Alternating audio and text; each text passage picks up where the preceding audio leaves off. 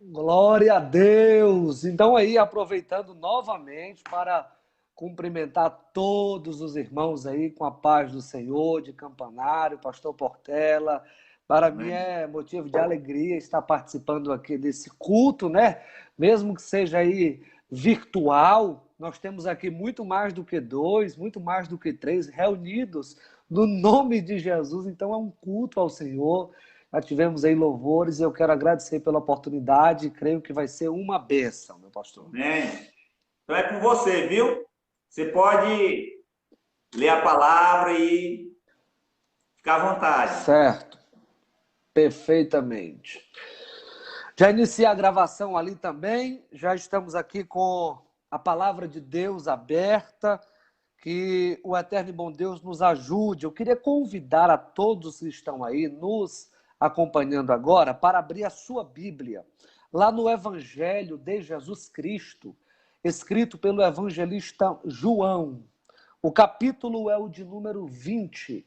E eu gostaria de ler com todos os irmãos aí os primeiros versículos, de número 1, 2, 3, 4, 5, e a gente encerra no 7º. E aí a gente dá um salto para ler o 19 e o 20. Versículos de número 1 ao 7, e o versículo de número 19 e o versículo de número 20 do Evangelho que João escreveu. Desde o momento em que o pastor nos fizer aí o convite, Deus tem colocado já há alguns dias essa palavra no meu coração, e na hora do convite, o meu coração se alegrou, a palavra ardeu e me veio à memória novamente esse texto. Eu tenho certeza que tem muita gente que irá ser abençoada por essa palavra hoje à noite. Eu só queria só certificar direitinho aí se a imagem não está muito escura, se o áudio está chegando, para que a gente não fique pausando lá no meio Pronto. da live. Os irmãos podem nos confirmar aí como é que está o áudio do Edmar, se vocês estão ouvindo agora perfeitamente. Por favor, os irmãos aqui digam aí alguma coisa. A imagem eu estou vendo que está um pouco escura, mas dá para tá Deixa eu tranquilo, tentar viu? deixa eu tentar acender só mais duas luzes aqui para melhorar, só um instante. Pronto, isso, foi fácil aí. Muito bem, irmãos, nós estamos pronto. A irmã agora está falando que o áudio melhorou, né? Porque quando a gente coloca aqui o fone de ouvido, né? O microfone ele fica mais próximo, né? Então dá uma melhorada, tá certo? Beleza? Então, Pro, agora pronto. vai dar certo, em nome de Jesus. Pronto, pronto, meu querido, Hein? fica à vontade. Os irmãos estão confirmando aqui que Ma- tá beleza o áudio. Pronto, maravilha. Vamos lá.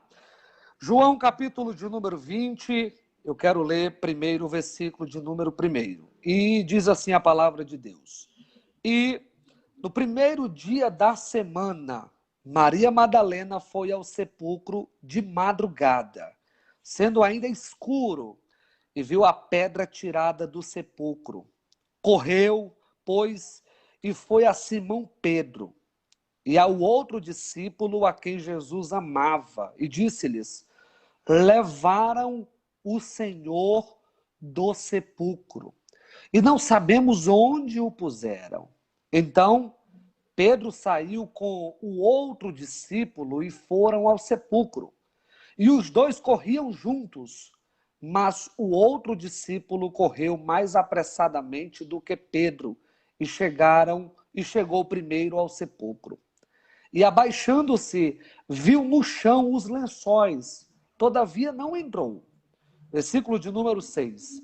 Chegou, pois, Simão Pedro, que o seguia, e entrou no sepulcro. E viu no chão os lençóis, e que o lenço que tinha estado sobre a sua cabeça não estava com os lençóis, mas enrolado no lugar à parte. Versículo de número 19.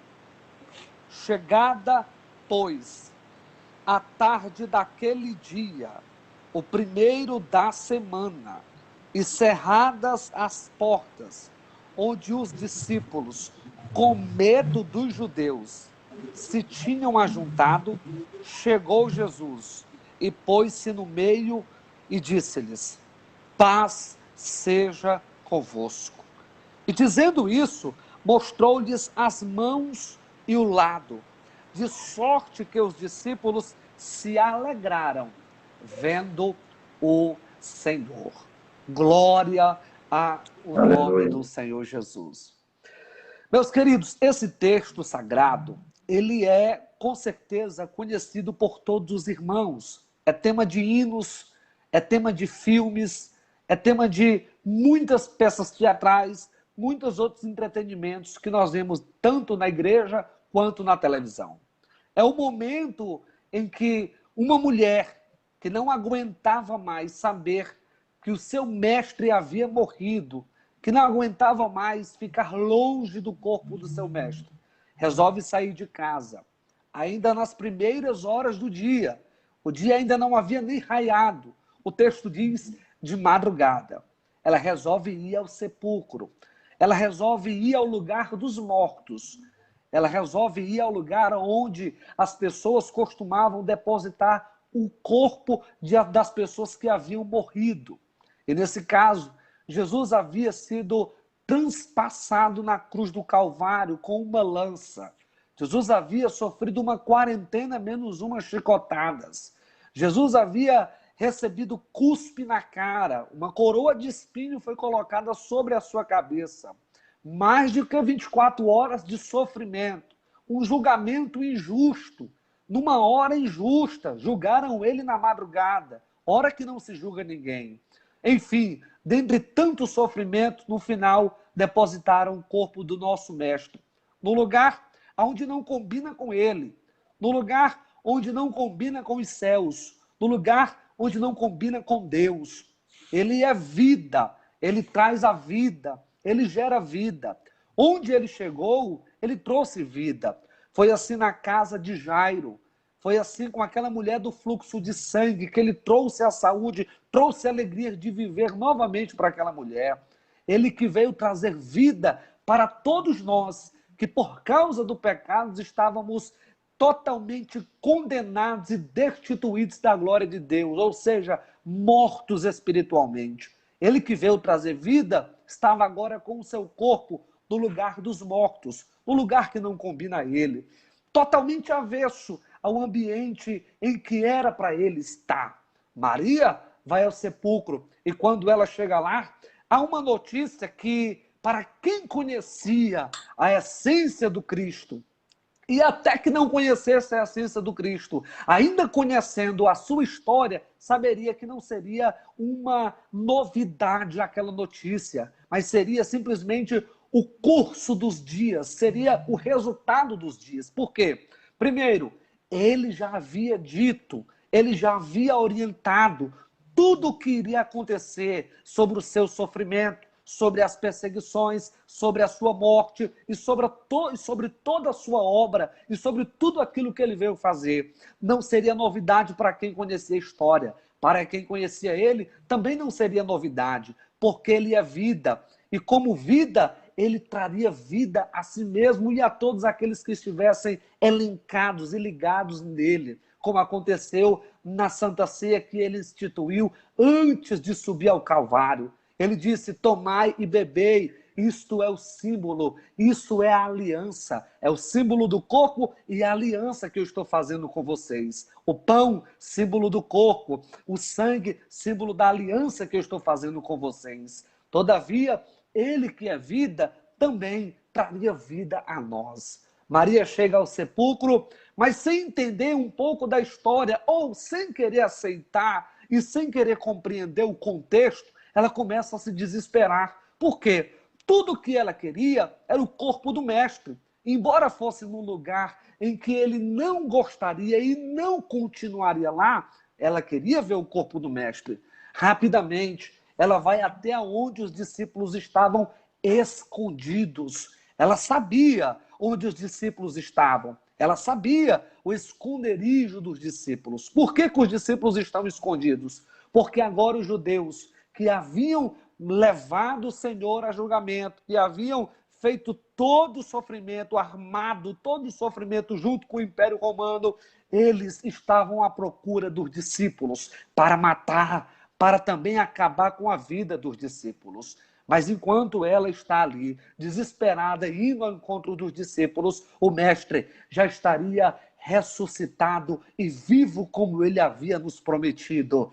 Ele que venceu a morte, ele que é a vida e nos traz vida. Uma certa vez eu estava lendo um livro de Timothy Keller e ele escreveu uma frase muito interessante para esse momento. Ele disse, resumindo o que aconteceu na cruz do Calvário, em uma frase seria: a morte que matou a morte. A morte do Cristo venceu a morte, que seria o nosso salário por conta do nosso pecado. A morte dele matou a morte e hoje nós temos vida. A morte que era para nós foi vencida na cruz do Calvário com a morte de Cristo Jesus. E se tem alguém aí nessa live, digita um glória a Deus, um amém, um aleluia, porque nós não merecíamos estar aqui vivos. Ele venceu a morte e nele nós teremos a vida.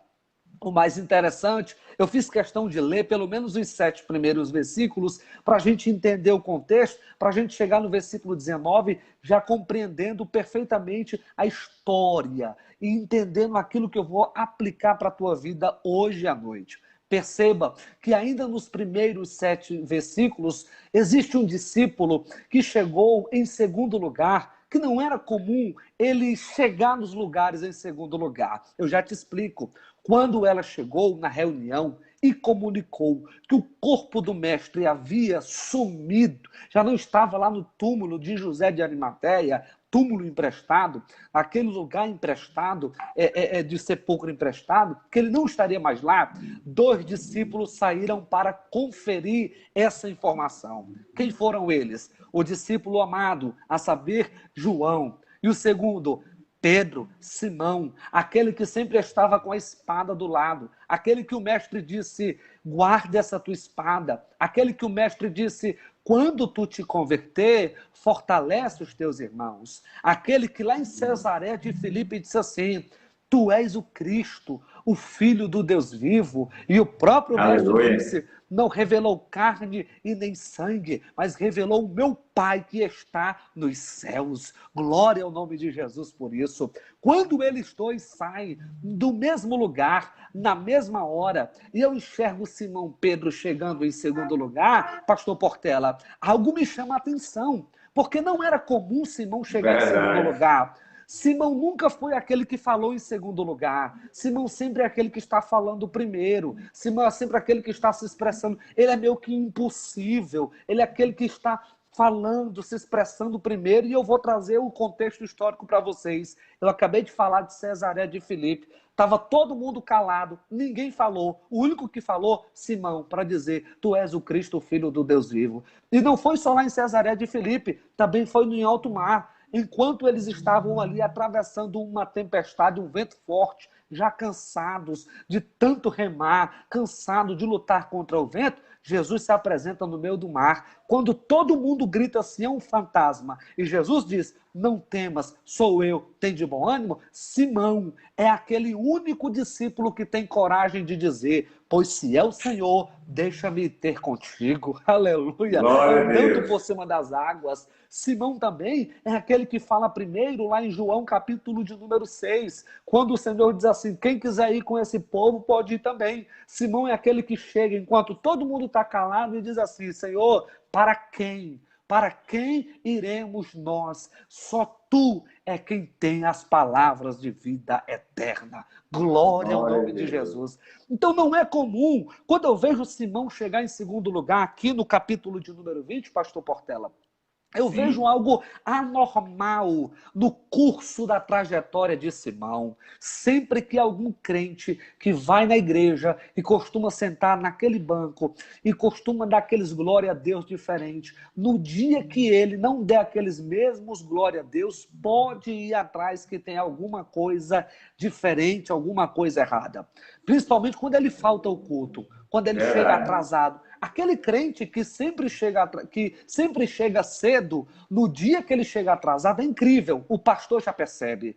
Aquele crente que sempre dá aquele glória a Deus no culto de Santa Ceia, no culto de doutrina, no dia que ele fica mais tímido no culto, o pastor Portela com certeza vai perceber. Com E certeza. lendo a trajetória de Simão Pedro aqui, eu percebo exatamente isso. Simão, ele não costumava chegar em segundo lugar. Ele era sempre aquele que falava primeiro. Por que ele chegou em segundo lugar aqui? Aí a gente vai ter que voltar, pelo menos alguns capítulos e versículos, e entender mais ou menos o contexto. Eu queria começar lá em Lucas 22 e 33. No momento em que Jesus olhou para Simão e disse assim: Simão, eu estou dando uma olhada para você aqui, estou vendo uma necessidade em você. Qual é, Senhor? A necessidade é que você precisa se converter. Você precisa se converter e fortalecer os teus irmãos, assim que tu se converter. E Simão é aquele que responde assim: Senhor, de maneira nenhuma. Tu está olhando para mim dizendo que eu preciso me converter, mas eu estou olhando para mim, estou vendo que eu estou pronto. Estou pronto para ir ao sepulcro, estou pronto a ir à prisão contigo. Eu estou pronto, estou contigo e não abro. Jesus olhou para Simão e disse: tu tem que se converter. Simão olhou para ele mesmo e disse: eu estou pronto. E aqui eu queria trazer uma palavra de Deus para todos os que estão nos acompanhando.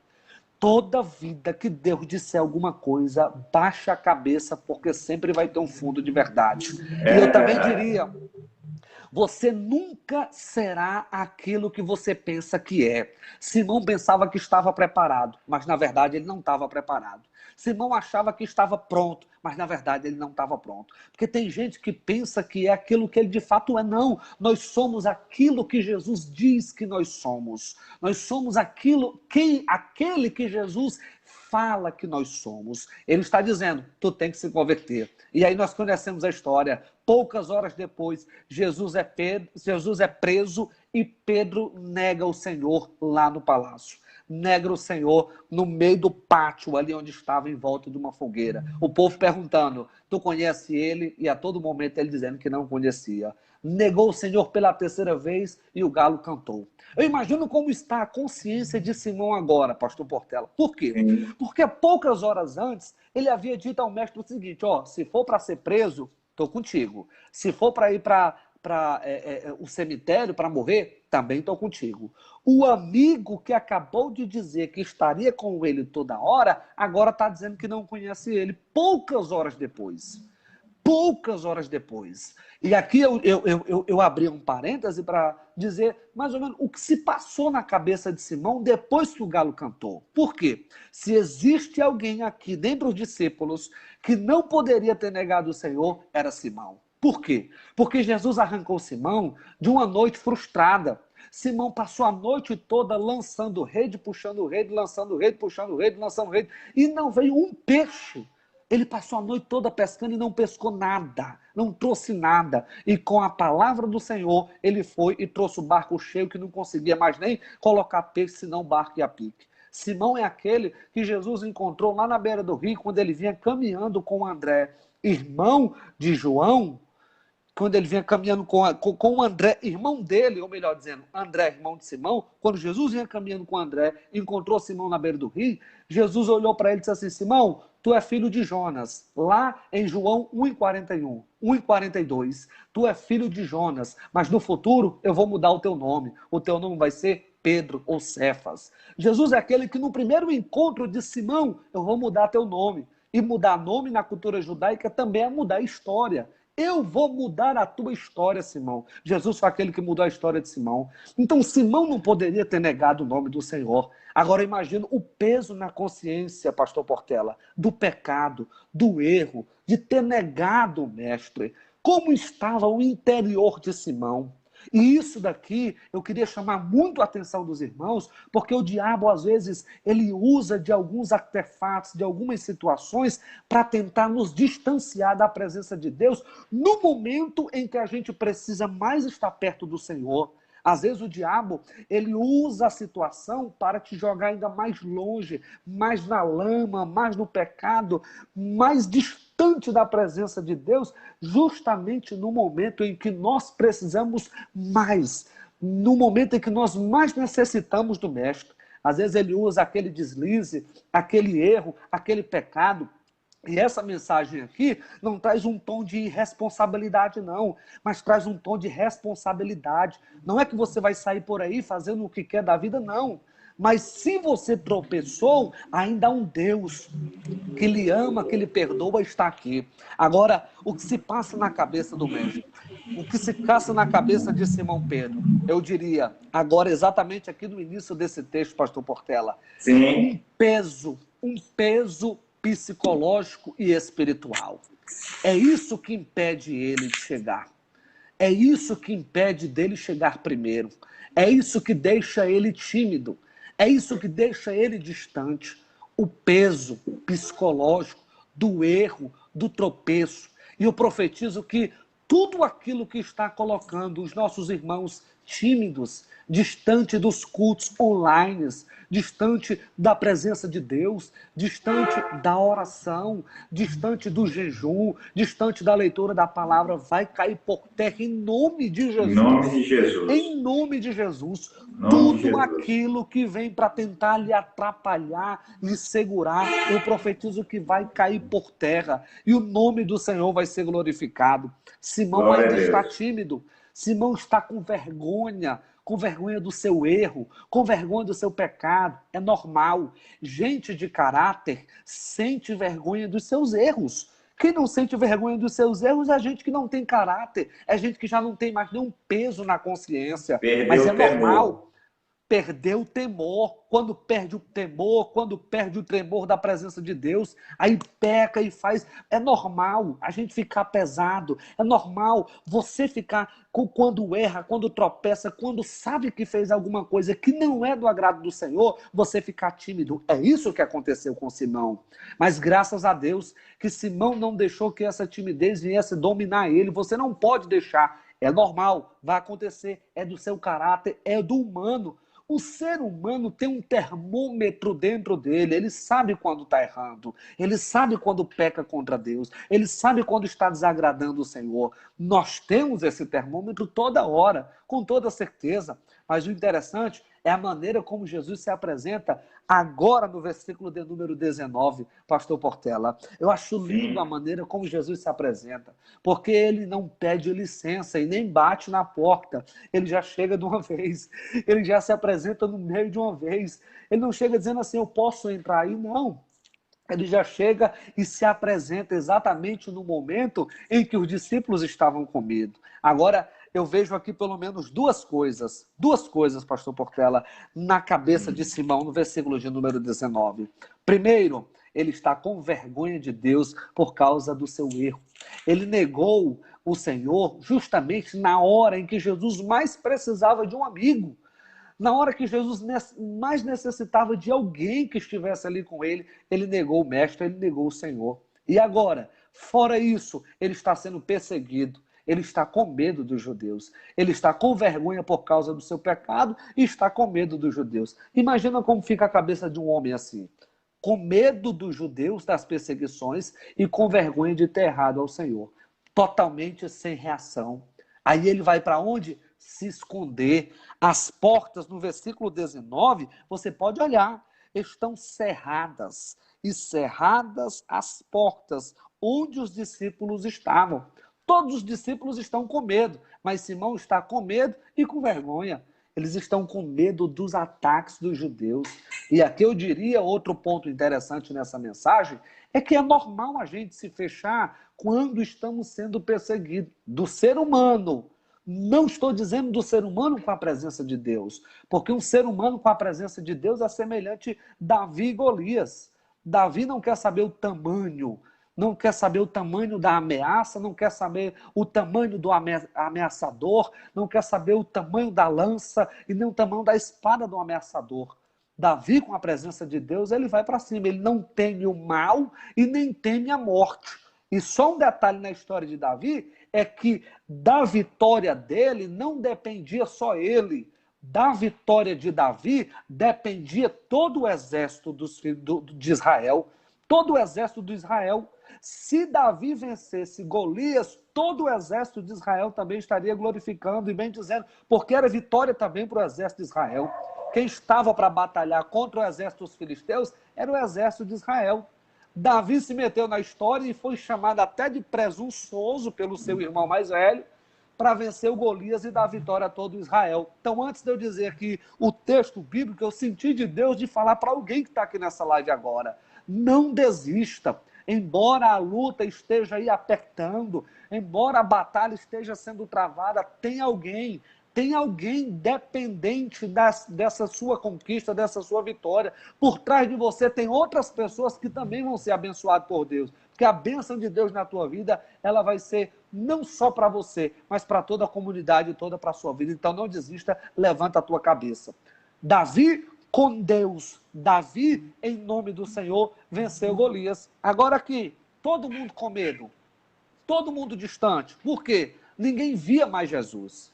Ninguém sabia onde Jesus estava. Sabia que o corpo dele não estava mais lá e sabia também que ele havia morrido. Mas ninguém sabia onde ele estava. Só se sabia das ameaças. E aí, fechadas as portas, Jesus se apresenta no meio. E eu acho interessante, pastor Portela, a maneira como Jesus se apresenta. Ele já chega dizendo: paz seja convosco. Jesus não chega dizendo assim: olha, deixem de ser medroso. O que foi que eu disse a vocês? Vocês são muito medrosos. Jesus não chega logo olhando para Pedro e dizendo assim: Pedro, tu me negou, né, Pedro? Tu disse que ia comigo para a prisão, tu disse que ia comigo lá para o cemitério, mas tu me negou, Pedro, tu mentiu. Eu tanto te ajudei e na hora que eu mais precisei... Não, Jesus não chegou dessa maneira. Merecia. Se Jesus chegasse assim, estaria tudo certo. Mas ele resolveu chegar de uma maneira diferente. Ele chegou e disse: paz seja convosco. Se fosse qualquer outra pessoa, eu até questionaria e dizia: paz como? Se estão nos ameaçando. Paz como? Se a qualquer hora alguém pode invadir, quebrar tudo aqui e matar a gente igual mataram o nosso mestre. Paz como? Se nós estamos correndo risco de vida. Ter paz como? Se a toda hora a guerra está aí, travada ao nosso lado. Não dá para ter paz. Mas quem está falando de paz é aquele que venceu a guerra. Quem está falando de paz é aquele que venceu as perseguições. Quem está falando de paz é aquele que venceu os açoites. Quem está falando de paz é aquele que venceu a coroa de espinho. Quem está falando de paz é aquele que venceu a cuspida na cara, a humilhação. Quem está falando de paz é aquele que foi transpassado no Calvário. Quem está falando de paz é aquele que venceu a morte. Escute, o mundo hoje está a todo momento nas televisões aí falando de morte. Morte para cá, morte para lá. E nesse período eu recebi tantas ligações e tantas mensagens do povo aí em depressão, angustiado, desculpa, com um psicológico muito abalado. E a toda hora eu dizia: não ouçam as minhas palavras, mas ouçam as palavras daquele que venceu a morte. É possível que alguém que esteja me ouvindo agora esteja aí com o seu psicológico abalado, mas aquele que venceu a morte chegou e disse paz. Quem está falando de paz é aquele que venceu a morte. Aleluia! Glória a Deus! É aquele que venceu a morte. Glória ao nome do Senhor. O interessante é que ele chega falando paz, mas não fala de ausência de guerra. Ele não chega dizendo assim: fique em paz, não vai ter mais guerra. Não.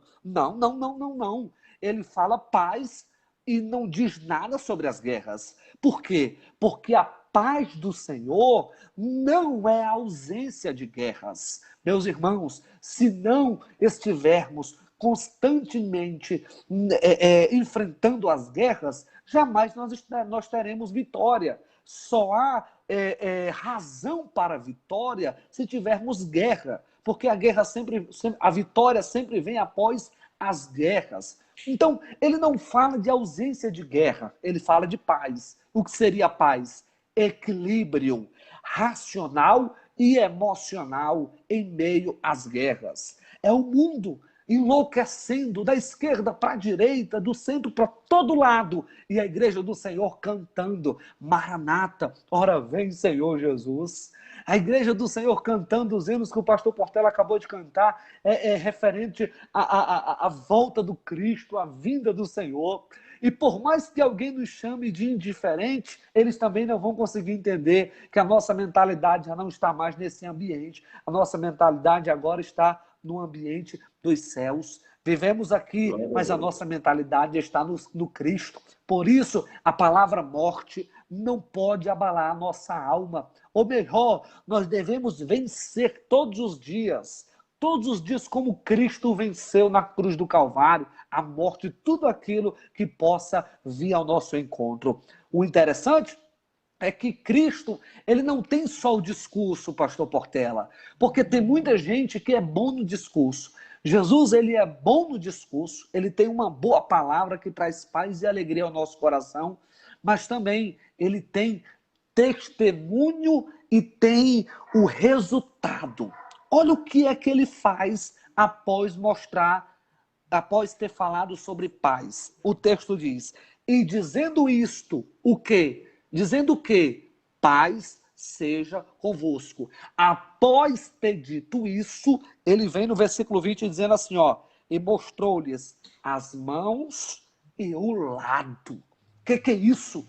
Ele está dizendo assim, fica em paz, porque o que vocês estão temendo, eu acabei de vencer. Está aqui, ó, ressuscitei. Aleluia, glória a Deus. Aquele que está dizendo paz é aquele que está provando, eu venci aquilo que vocês estão com medo. Enquanto os discípulos estavam com medo da morte, Jesus chegou dizendo assim, ei rapaz, fica tranquilo, eu venci isso aí, eu não fiz uma aliança com vocês antes de ir ao Calvário, vocês não tomaram, não comeram do pão e beberam do vinho, eu não tenho uma aliança com vocês, eu venci, vocês vão vencer também. Eu queria trazer essa palavra para todos os irmãos que estão agora aqui acompanhando nessa live, que também vão acompanhar aqui nessa câmera, que eu estou meio aqui de lado, nessa câmera no YouTube. Eu queria trazer essa palavra de Deus para a tua vida. Não importa o que está acontecendo no Brasil, não importa o que está acontecendo no mundo, devemos lutar todos os dias equilibrados.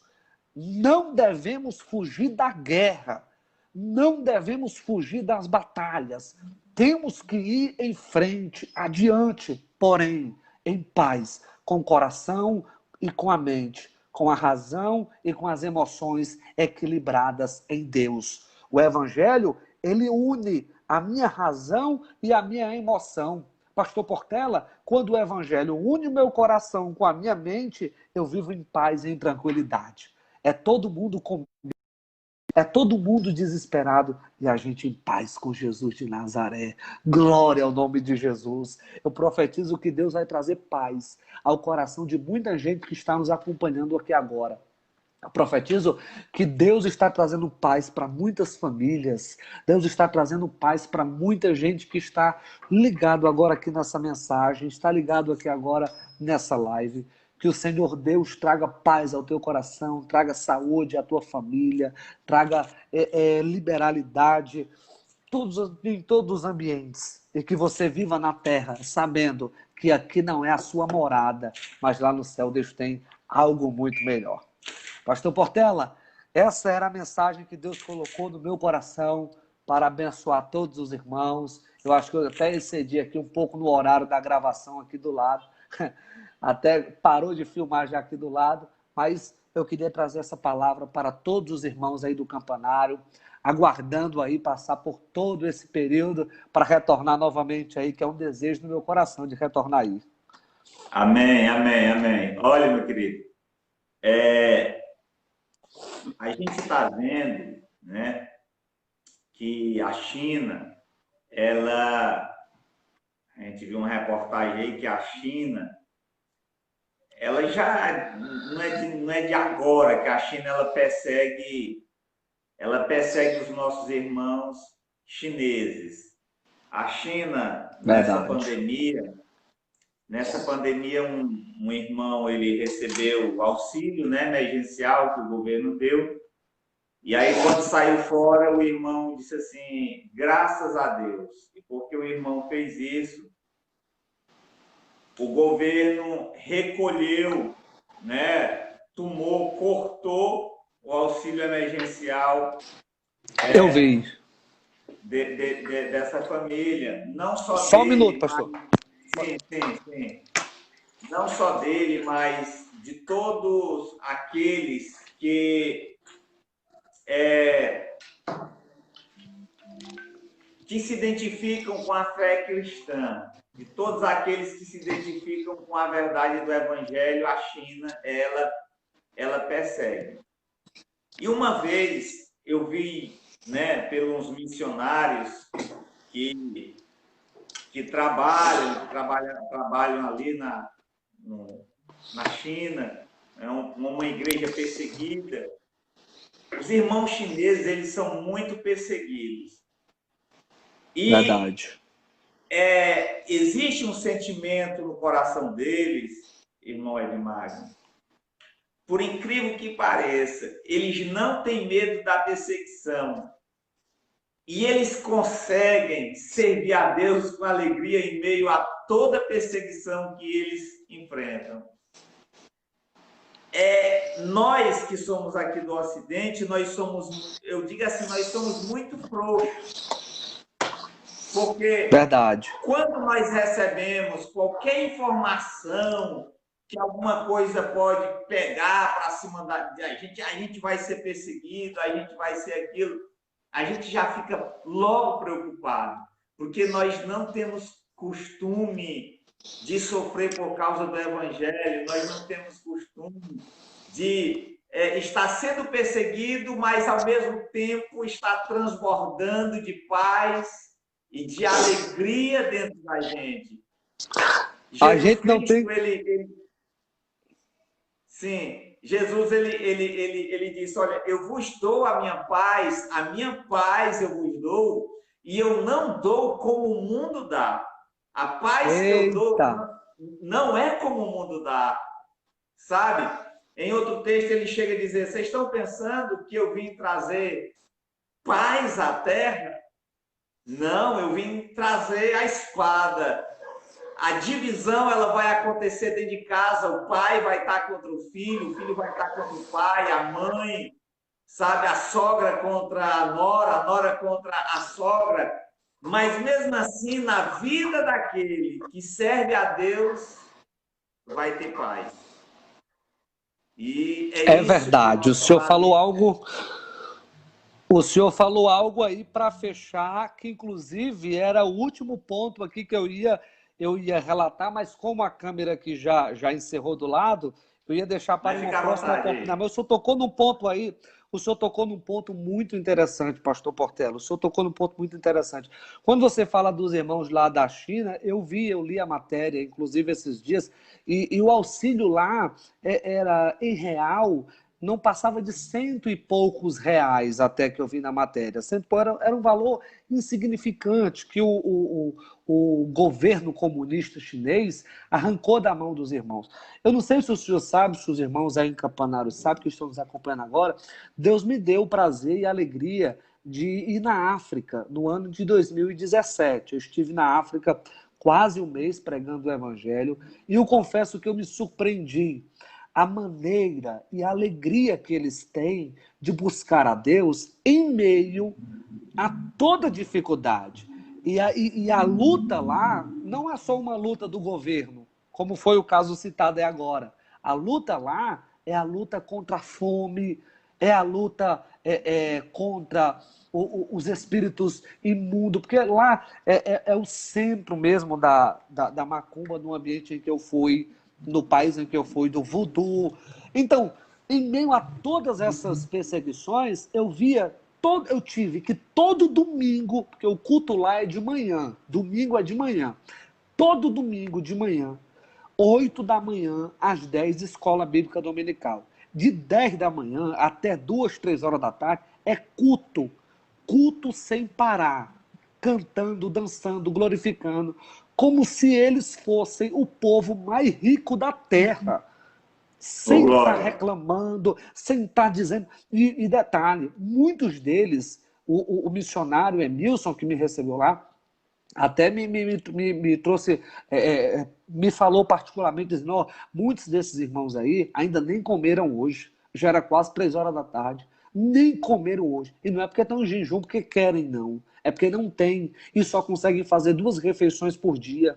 e aí vão fazer depois do culto, que já vão chegar cansados, e antes de dormir à noite. Então, em meio a toda essa guerra, tudo aquilo, eu via paz, alegria no sorriso, o olhar brilhando. E às vezes a gente passa uma luta, uma pequena luta, porque aqui no Brasil a gente está passando aí por algumas lutas aí contra o cristianismo.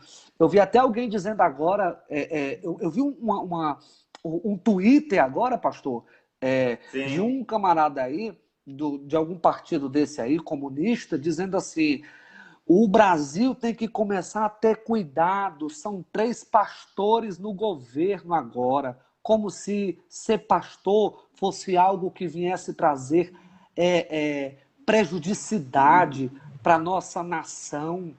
Homens de Deus ali nos ministérios, trazendo a palavra de Deus, culto no Palácio do Planalto. Então, eu vejo assim, a gente às vezes passa por uma lutinha e já quer desistir, mas se a gente for olhar para os nossos irmãos da Ásia, do Oriente, o que eles passam para servir a Jesus, cultuando a Deus, às vezes em igrejas subterrâneas. Eu não vou longe, não. Aqui na Bolívia, eu conheci um missionário que foi para a Bolívia, que eles se reuniam num culto subterrâneo, numa cidadezinha próximo lá da capital, que eu não estou bem lembrado agora. Mas depois eu vou me lembrar e eu posso até compartilhar com os irmãos. Mas, enfim, para fechar esse ponto, paz, precisamos equilíbrio.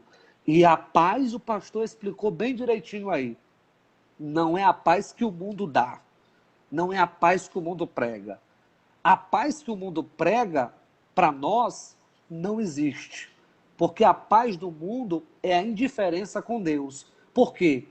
Ele, Jesus, foi quem disse: eu não vim trazer paz ao mundo. Então, se a gente estiver com a paz do mundo, a gente está indiferente a ele. Porque ele não veio trazer paz ao mundo, ele veio trazer espada. Se eu quiser a paz do mundo, eu estou indiferente a ele. Eu tenho que ter paz aqui dentro, ó. Coração e mente. Glória ao nome de Glória a Jesus. Deus. Mas, sabe por que que Jesus ele não nos abençoa mais ainda? Porque ele não pode. Não é que ele não possa fazer nos dar a bênção. É porque se ele der, vai nos estragar. Certo? Olha, sabe por que a igreja chinesa é uma das igrejas que mais cresce no mundo? A igreja chinesa também é uma das igrejas que mais envia missionários. No continente africano, no meio de tanta fome, no meio de tanta miséria, a igreja ela não para de crescer, a igreja ela não para de avançar. E, infelizmente, nós aqui no Brasil, a coisa, acho que ela está muito boa. Havia uma época em que os irmãos iam para a igreja e diziam assim: hoje eu vou para a igreja receber a minha bênção, certo? Hoje eu vou receber a minha bênção. A gente não vê mais isso. A gente não vê mais os irmãos falar disso, porque parece que Deus abençoou tanto todo mundo, os crentes hoje de uma maneira em geral, para você ver, numa live dessa, a gente está numa pandemia, a gente está sem ir para os cultos. Às vezes eu fico pensando como é que vai ser o retorno, como é que nós vamos retornar. Eu fico pensando como é que vai ser a frequência que nós vamos ter ao retornar para a igreja, dos irmãos. Porque, às vezes, será que os irmãos, de fato, às vezes estão com saudades de vir para a igreja? Claro que a gente vê isso na vida de muitos irmãos, mas eu estou falando, às vezes, de uma maneira geral. Por quê? Porque parece que está todo mundo muito abençoado. Uma live dessa era para estar aqui muita gente. As pessoas já não conseguem mais parar para ouvir. As pessoas já não conseguem mais sentar para escutar. Não consegue Verdade. mais sentar para ouvir a voz de Deus, para parar e sentar e dizer, eu vou passar esse tempo aqui, eu quero ouvir Deus falar comigo. E aí, sabe o que acontece? De Magno. Essas pessoas, elas estão olhando muito para dentro de si mesmo, mas no fundo, muitas delas, elas não estão em paz.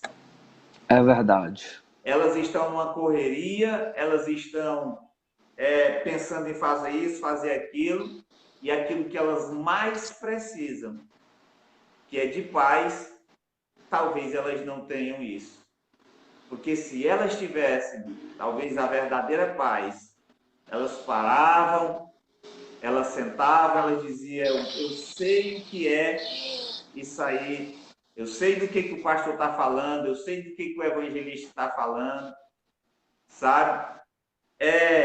Se você falar para muitos crentes hoje em morte, sabe, eles têm medo, porque falta a segurança da verdadeira paz no coração dentro deles. Eles estão especialistas em tudo. Eles estão sabendo de todas as informações do momento, eles sabem de tudo que acontece no mundo, mas está faltando aquela tranquilidade, aquela serenidade que Jesus veio nos oferecer, que Jesus veio nos transmitir, que é a verdadeira paz. Então, meu amado irmão, você nessa noite sabe que está precisando de paz e não sabe como encontrar. Às vezes, eu vejo, irmão Edmagno, eu vejo Jesus corrigindo alguns crentes. Eu vejo, às vezes, Jesus corrigindo alguns crentes.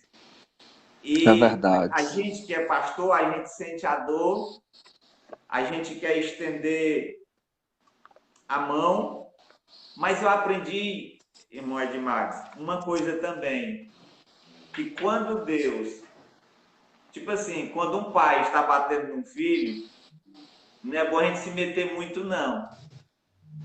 Porque senão a gente apanha no lugar dele, sabia? É verdade. É Eu já tive verdade. essa experiência. Eu já É tive experiência. verdade. É verdade. Às vezes, quando Deus chama para dar uma pisa num, às vezes o pastor quer tomar, o pastor é quem apanha no lugar dele. É verdade. Porque É Deus está verdade. querendo dar lição, porque Deus está querendo trazer algo, trazer uma paz que essa pessoa só vai experimentar no meio da luta, no meio da É. dificuldade, no meio do sofrimento, sabe? Então, É porque, pastor Portela, é porque às vezes sim, tem pastor que quer enfrentar a luta da ovelha. A ovelha tem que enfrentar as lutas dela, o pastor tem que orientar. O pastor não sim, é para enfrentar as lutas da ovelha. Porque quem vai sim, receber a vitória não é o pastor, não deve ser o pastor no lugar da ovelha. Quem vai receber é a ovelha. Você tocou num ponto muito interessante.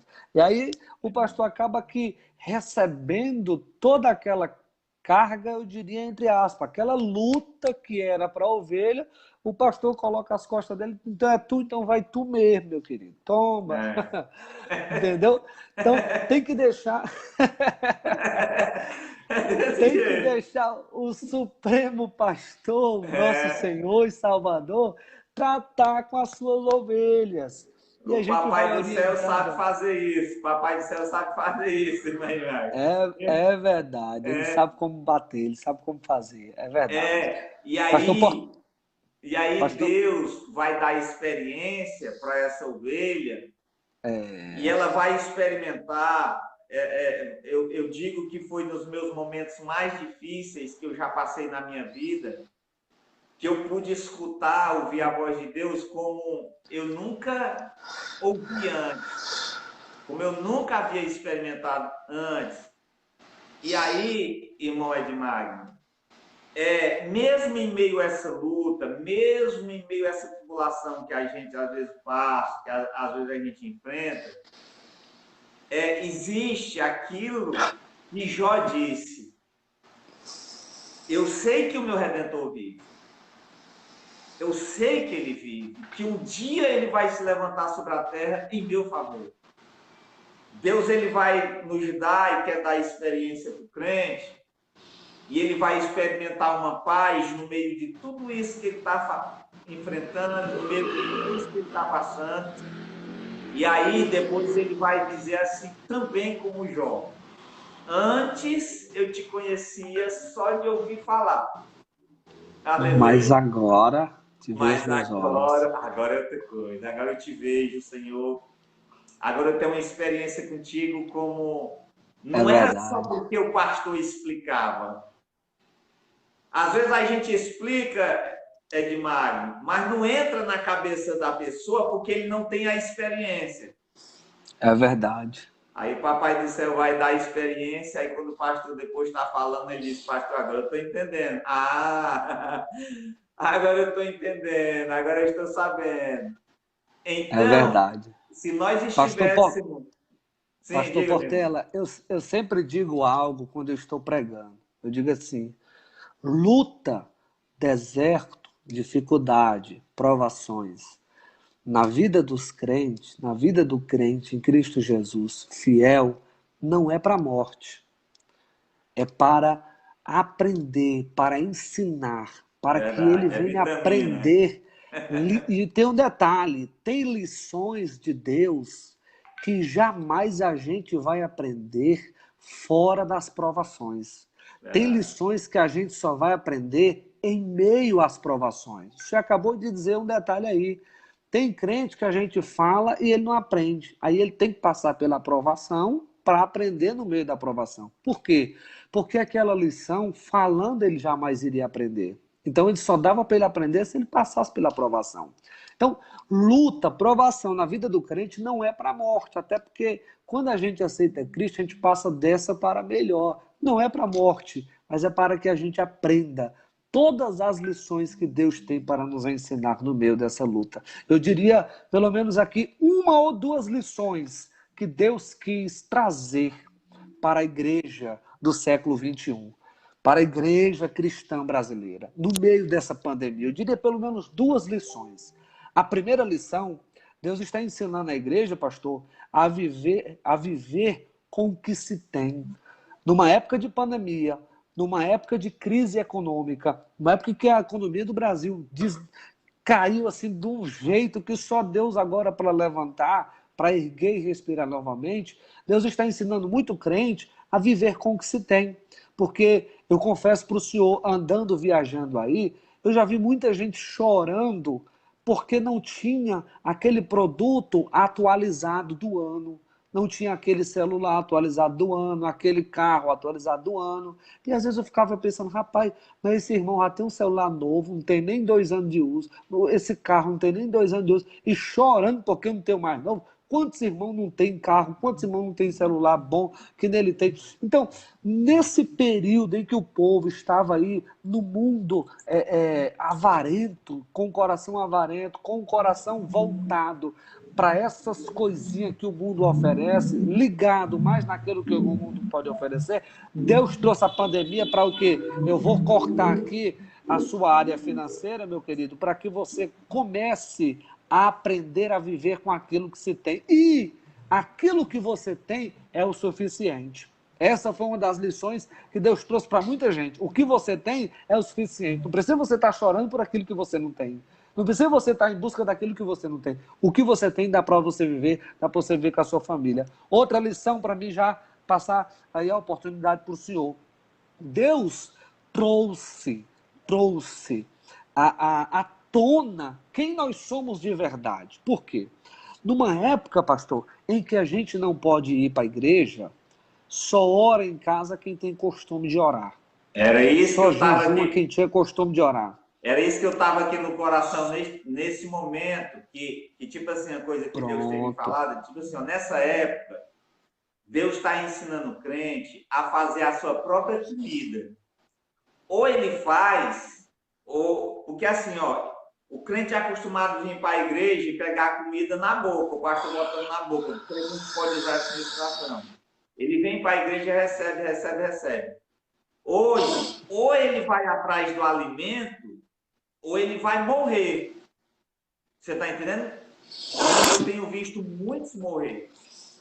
Por quê? É Porque verdade. talvez, às vezes ele está ali na igreja por uma motivação, porque alguém está todo tempo na cola dele, chamando ele, bora, tá, e tem essa coisa. Aí, agora Deus está mostrando de fato, de verdade, quem é e quem não é. É como se É Deus verdade, pastor. estivesse fazendo uma seleção, como se Deus estivesse fazendo uma seleção. E eu digo, eu costumo dizer, o crente de verdade, Edmar, tá dando glória. Aleluia. É verdade. O É crente de verdade. verdade, irmão, não diminuiu 1 milímetro da sua fé e ele não se desviou um instante da sua fé por causa dessa pandemia, não. Você entendeu? Verdade. O crente de verdade, Entendi. meu irmão, ele continua crente, ele continua servindo a Deus, sabe? Eu tenho visto isso, Edmagno, na vida. Eu costumo dizer, tem gente que a gente não pode falar em dízimo, em oferta, que parece que já se ofende. Mas eu costumo dizer, Edmagno, que o fiel, independentemente de pandemia ou não, ele está lá, pastor está aqui, pastor, eu sei que o senhor É precisa, verdade. pastor, eu sei da sua É necessidade. verdade. Ele continua sendo fiel, sabe por quê? Por causa, eu digo o seguinte, que o fato de eu ofertar, de eu dizimar, é como Deus trabalha a minha fidelidade naquilo que eu creio, naquilo que eu acredito. Tem É uns verdade. que já não gosta, tá achando é bom, porque não oferta mais, porque não dizima mais, porque era isso que já estava no coração deles, É verdade, pastor. É sabe? verdade. Mas isso é muito forte. O crente de verdade, o Edmar, ele continua crente do mesmo jeito, ele continua servindo a Deus do mesmo jeito. Quando a igreja se abrir, ele vai vir Eu com diria que muita mais crente alegria, ainda. Eu mais diria que crente mais crente ainda, ainda. mais crente ainda, É, entendeu? porque Agora, sempre depois do deserto, sempre depois das lutas, sempre depois das provações, a gente não fica mais crente porque a gente aprendeu verdade, lições. Então, verdade. o fiel, na verdade, Deus estampou na cara de muita gente quem é de fato fiel ao Senhor e quem é de fato religioso. Por quê? O religioso, ele se acostuma com aquela vida, Bíblia debaixo do braço, culto de doutrina, culto de domingo, culto de Santa Ceia, culto da vitória, acabou minha história. É isso daí que é a minha vida. Esse é o crente religioso. Agora, o fiel a Deus, ele ora em casa antes de sair para a igreja, ora quando chega, ora quando acorda, ora quando dorme, ora quando está reunido com a família, faz cultos domésticos, o fiel a Deus. O fiel a Deus, ele é crente independentemente de ir ao templo ou não. Então Deus estampou para muita gente quem de fato elas são. Por quê? Tem gente que passou, eu até estava conversando com o pastor agora, como é que o cara aguenta passar em torno aí de 4 meses ou mais dentro de casa e não consegue ler um livro sequer da palavra de Deus? Não consegue nem ler o livro de, eu vou colocar o livro de Naum, Judas. Judas, pronto, o livro de Judas. Não consegue ler o livro de Judas, eu quero saber, ó, a vida está, a vida religiosa está aí. O cara só é o que é quando vai para a igreja. Ele só é fiel no dízimo e na oferta se for para a igreja. Ele não consegue ser fiel. Eu estava até conversando com o pastor. Eu sempre tenho feito visitas ao meu pastor João Lourenço aqui, quando eu vou deixar o nosso dízimo e a nossa, tanto o meu quanto a minha esposa, lá na casa dele, né? Aí a gente conversando, dizendo, pastor, e eu conversando com ele, pastor, é incrível como as pessoas aproveitam da situação para revelar. Alguns pensam, eu vou aproveitar a situação para me esconder aqui, mas na verdade está revelando quem de fato elas são. A pessoa avarenta, a pessoa infiel, aquela pessoa que não teme a Deus. E aí aproveita esse distanciamento para revelar quem de fato ela é. Mas o fiel não. O fiel está lá jejuando, o fiel está lá orando, o fiel está lá glorificando a Deus e vai voltar para os cultos presenciais. Alguns Ô, regiões glória. já retornaram. Mas vai voltar para os cultos presenciais, aqueles que não retornaram ainda, mais crente, mais fiel, Glória mais a Deus, com muita temente. alegria. Glória ao nome Verdade, do Senhor. Isso é uma grande verdade, pastor. Isso é uma grande verdade. verdade, verdade.